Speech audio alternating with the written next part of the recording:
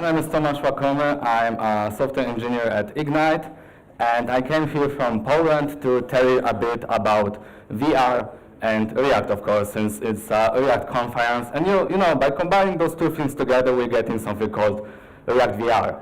And it is quite awesome, and that's why I came here to tell you a bit about it. So I would like to start this talk by talking a bit about VR itself, so that everyone is on the same picture here. And the first part is that we've been through this before. I'm not saying that we've had something like jQuery VR, because we didn't, but VR as a concept is nothing new.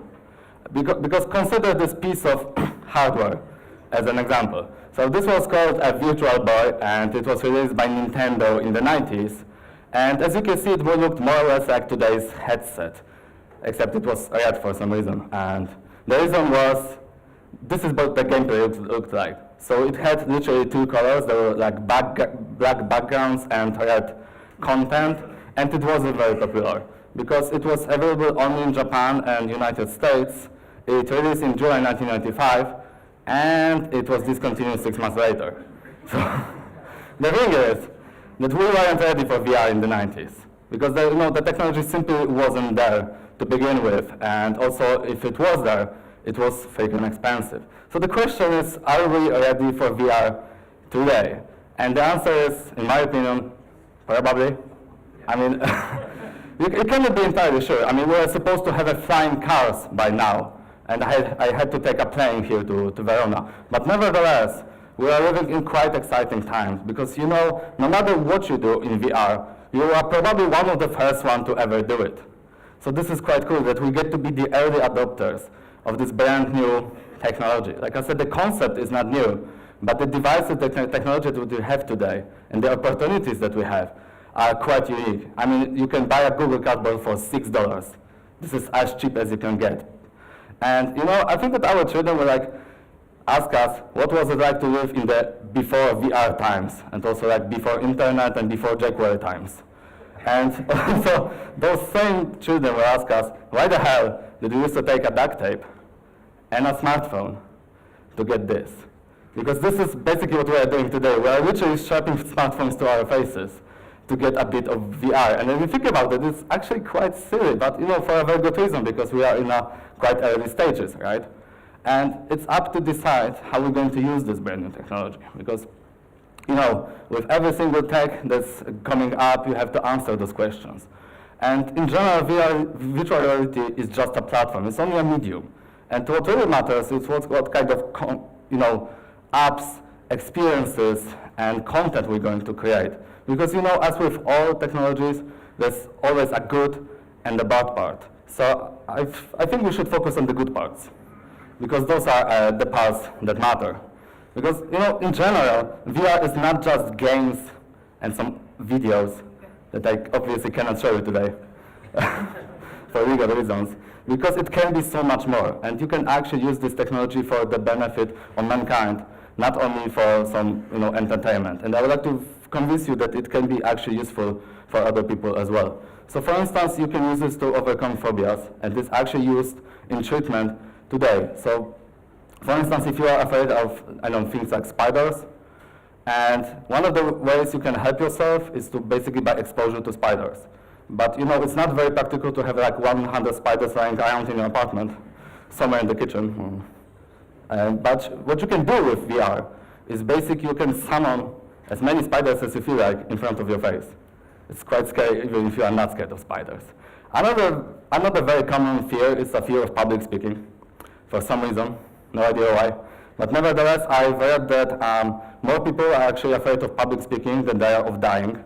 So there's an app for that. Of course, public speaking, not dying. And it's called Be Fearless, and it was released for Gear VR. And what it does, it allows you to practice public speaking in VR without having you to move anywhere. I didn't have to travel here to Verona in order to get this experience of talking to 200 people who are willing to listen. And also, it's not only for the young and the healthy ones. I mean, of course, React conference is not very likely to include people which are 80 years old or even older, but nevertheless, VR is used today in the treatment of diseases like dementia. And this is a screenshot for a very touching video that I found on YouTube. And this lady in the picture had very noticeable differences in her mental state, but just by going into VR world for like 5 minutes. And all of those amazing stuff that you can do, it's also possible on the web today. But the question is, why do we want to have it on the web in the first place, right? And I've got 2 reasons here. Why? One is the VR native apps are huge. When I bought my first VR device and I wanted to just find out what is the content out there, I've noticed that most of the apps are like 600 megabytes or even quite more. Of course, if you're doing VR for the web and you are streaming live videos, of course it would be also huge, but you don't need to include 600 megabytes of code just to create a pretty convincing and cool experience. And also another thing is that URLs are better than app stores. In that regard, it is actually much easier to spread content by URLs. If I create something cool, for instance in ReactVR, I could just send a link to my friend or share it on Twitter, and people can just go ahead and click on it instead of having to install 600 megabytes. So basically this.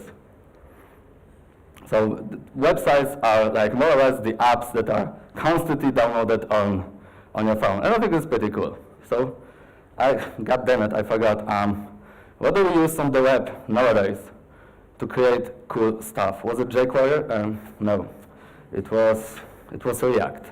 So we can use React to create VR experiences as well. And what the hell is it? So ReactVR is a framework for building VR apps using React. And this is quite important, this using React part, because you don't need to have any experience in 3D or virtual reality in order to get started. And also it's very new, because it was released in April this year, and it was first announced exactly 1 year ago. Oh, by the way, a version 2.0 was released yesterday. So as you can see, it's moving towards pretty fast. And all of this is thanks to WebVR. WebVR is this amazing browser API that allows the browser to communicate directly with the VR device. And this is something truly unique. I mean, really, a couple of years ago, we were excited by things like Angular, and today we have APIs that they can communicate directly with the VR devices. I mean, the future is quite cool. So how do we get started? How do we use ReactVR? And it's actually quite easy. You just go to NPM, install a single package, wait for like 2 weeks, because NPM takes some time. Then you initialize your project, go to this project directory, and run npm start. And that's it. And you're going to get the following files as a result. Of course, I'm not going to go through all node modules, because we simply don't have enough time. You also have static assets, and this is where you're going to keep all your static images and videos, and also some JavaScript and HTML. But the most important one is the index.vr.js. This is the starting point of your ReactVR application, and this is where you're going to spend the most of your time as a ReactVR developer. And this is what you're going to get when you run it. So this is a slide, and this is a browser window. So as you can see, I'm inside of this 360 scene, which was created just by running this simple example. So I'm inside of this kind of like chess world, kind of ish. So I'm surrounded by this texture. I also have a composite I can click to be back to wherever I started. And also there's this hello text in front of me. So as you can see, it's nothing very complicated. But honestly, this is a 360 scene, which is running in today's version of Chrome without having to install any additional add-ons. It is very easy to create and start with. And this is the code for this scene in particular. One thing I forgot to mention is that ReactVR has actually much more in common with React Native than it does for React for the web, even though it runs in a browser. So if you are familiar with React Native, most of the stuff is going to be very familiar to you. If you don't, it's fine, because it's also very easy to learn. So for instance, you have those things like view components, which are basically borrowed from React Native, but you have also some new ones, like this payno component over here. And payno is a sphere that surrounds the user, because you want to have something for the user to see as they look around in your app. So you can assign a texture to this scene, so basically it's displayed around the user. You can also use a video payno component, which displays a video, 360 video around the user. Also have some components like text, images. We simply don't have enough time to go through all of those. And if you want to style this, you can just assign an object to it. And you have things like background color, paddings, and so on. But the most important one is the transform, because what transform does, it allows us to position items in 3D space. And this is the only bit of math that is going to be included in this talk, I promise. So basically, this is the coordinate system of ReactVR. The only thing that you need to know is that x-axis points directly to the right, the y-axis points directly to the top, as opposed to WebGL, where it points to the bottom. And also z-axis is pointing directly to the user. So if you want to put something in front of the user, you need to put it in the sub-zero section of the z-axis. For instance, in like position -3 or -5. And there are two more things here to remember. One is that all distance and dimensional units are in meters. And you might think, okay, but why not pixels? I mean, we are kind of used to pixels in the regular web development world, so why meters instead? Because if you think about it, pixels don't make much sense in the terms of 3D. I mean, I can't say that I'm, I don't know, 200 pixels away from you, right? I can say that I'm roughly 3 meters or so. That makes much more sense. It's much easier to calculate under the hood. And also transform properties, because you want to modify your components somehow. So what you can do, you can scale your components, so make them a bit larger or a bit smaller. You can also rotate your component in any axis that you want. You can also translate your components, so basically move them from one point in the space to the next one as you see fit. And if you paid attention in your university classes, which I didn't, but if you did, you can also assign a matrix. So basically assign a direct matrix that is going to be applied to the component. And this is how we're going to do it in the code. So we're assigning a transform property to a style. This is basically an array. And what is important here is that all transforms are applied from right to left. So even those two examples look more or less the same, we are going to get different results, well, as a result of running this. And I've got a quick peek on what it's going to look like. So this is another 360 scene which I created. So by the way, this is my apartment, send help. So anyway, we have this ReactVR logo in front of us, as you can see here. And I can use also those properties that I mentioned to move one over there. There's also, I think there's one over here which is scaled and rotated so I can see it. And there's also another one down here. So as you can see, you have this full degree of freedom in wherever you're going to put your content, your components, and you can create some pretty interesting and unique UIs using those transform properties. And which brings us to events. Because you know, of course, with all applications, you want things to be interactive. You want to interact with your app, and you can use events just for this. And there aren't many, so I'm going to show you all of them. You have events like onEnter and onExit, which are run basically when you start, when you point your cursor towards an object. There's an onEnter, like hover event, and there's also the onExit when you stop looking at an object. There's also an onMove event, which is triggered every single time you move your cursor. And you have also a bunch of input events. So we have mouse input event. So basically you can use your mouse to click on stuff. You can use your keyboard. You can use the touch, for instance, on your headset. And you can also use a gamepad if you can afford one, because they are quite expensive. And I know what you're thinking. Well, this is all cool. We have 360 scenes in a browser. This is something that is quite cool and quite new. But where the hell is VR? And this is actually quite a valid question. So I prepared the demo for you. And it's going to be quite tricky. So here's what we're going to do. I'm going to share my phone screen with you. I mean the screen, not the phone itself. Sorry, I only have one. So you can see my phone right now. You can see what I'm listening to Spotify. And what I also have, I have this headset. So what I'm going to do is I'm going to put this headset on, and you're going to see exactly what I'm seeing as I'm exploring this VR world in ReactVR.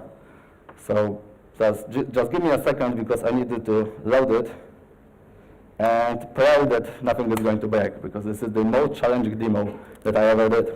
Okay, so I no longer can see you. And please, you can see whatever I'm seeing. Just give it a second to load. Okay, yes, you can, which is wonderful. Please let me know if there's anything wrong with the screen, because I cannot see what you're saying. Anyway, as you can see, it was clearly made by Samsung, because it takes 8 seconds to load.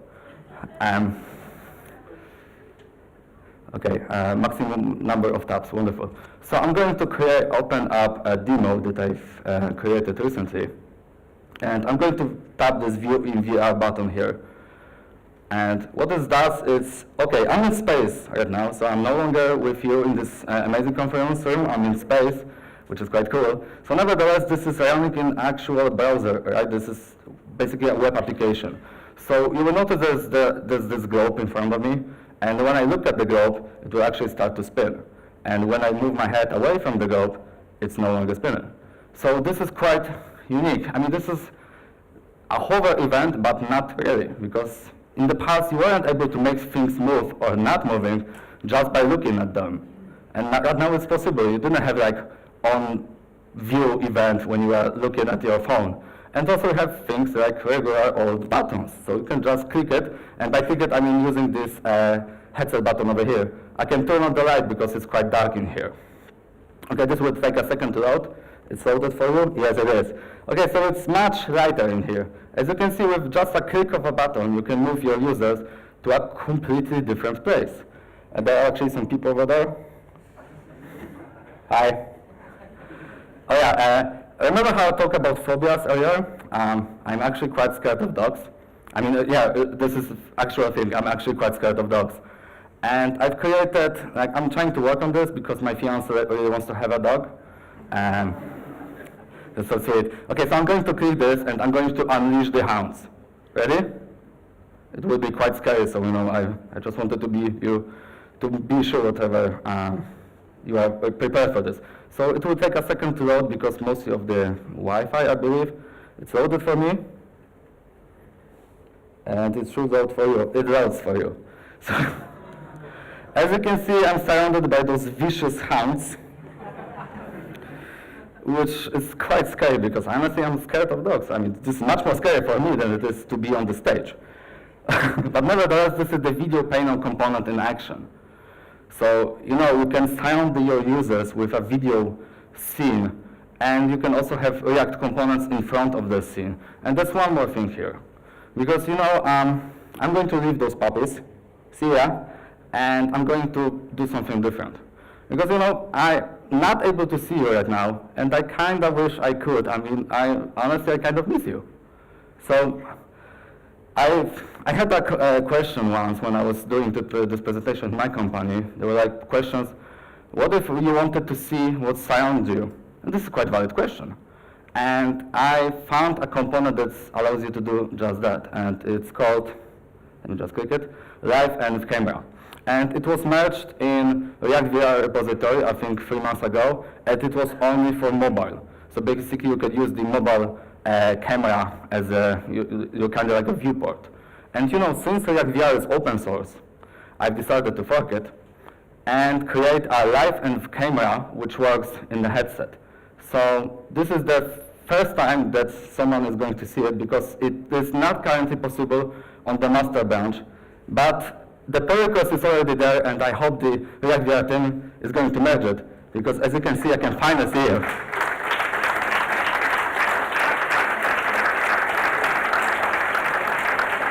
So there you go. You have those enhanced reality, kind of. And thank you for your attention. This is not the end of the talk, but this is the end of the demo, because I have also some things more. So nevertheless, as you can see, I can like nearly grab it. I can't, okay. So, oh, there you are. Okay, there's actually one more thing that I would like to show you. Because, you know, I'm from Poland, and I would like to show you a bit polished project, which is not mine. It was made by this guy called Anders Larsson, and he actually emailed me to let me know about this project. And I found, okay, this is quite cool. I think this is actually the biggest ReactVR project that is also open source. So what it does, it allows you to create those live tours of your, I don't know, like office, new apartment, or your new hotel, or whatever the place you want to see. It's based on ReactVR, it's open source, and the best part is basically you write a JSON in order to configure what kind of scenes and what kind of content is going to be displayed on those scenes. So, you know, you can have even people who are not programmers at all just to configure those scenes. And I would like to show you how it looks like in practice. I'll just sit. I'm tired of standing. Okay, so this is the kitchen, unfortunately not mine. And this is based on this open source library. You can have components like this. So basically you can have some kind of information which is displayed when you are looking at those. So for instance, this says what is this conference that we are currently at. You can also look at a component for a couple of seconds to be transformed to a different place. If you look at this, you will get a video. And you know, it's very easy to configure. Basically, you assign a video and a component to it, and it's just displayed when I'm looking at it. And it's very easy to start with, and I strongly recommend you guys go ahead and check it out. You can also have like GIFs on top of those images. Like you can see here, this fireplace. The answer was obviously correct. The best conferences are in Verona. And with that being said, the VR world is already here. So let's go ahead and explore it together. Thank you so much for listening.